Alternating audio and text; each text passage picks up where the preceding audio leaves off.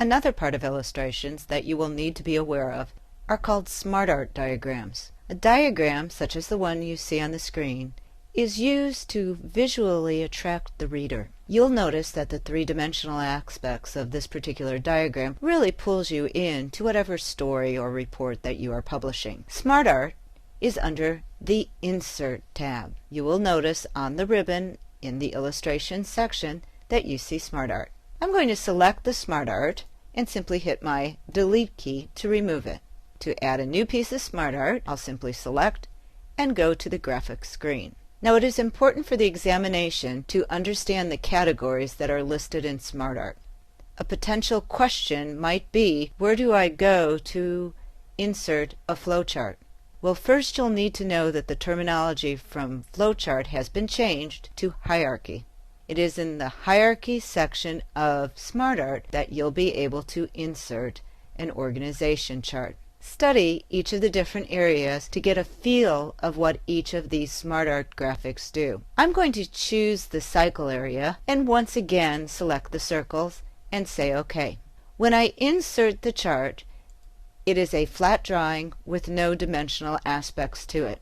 When I select anywhere within that particular picture, a box appears, and so too on the top of the screen does the design aspect of the SmartArt Tools ribbon.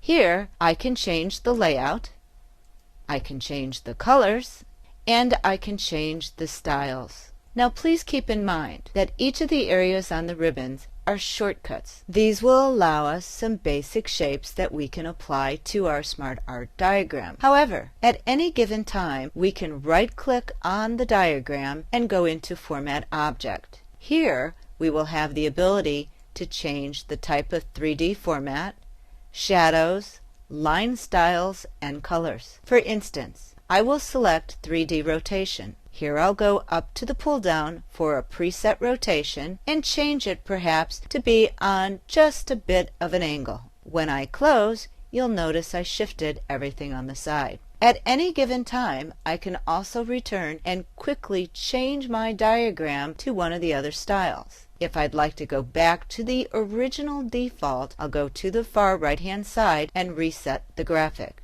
Resetting the graphic brings you back to the original SmartArt diagram. You will also notice that at any given time I can choose any portion of the diagram and move it to another area. This allows me to personalize how the actual diagram will look. Once again, I can right-click, I can go into Format Object, I can go to the 3D format or rotation and choose one of the presets. This time I'll take a beveled edge and then close. Now if I have a beveled edge that is applied to each portion of the diagram, I can change any one of them to a unique style. For instance, notice how I have just selected the text. I will right-click, go to Format Shape. Notice the terminology changed.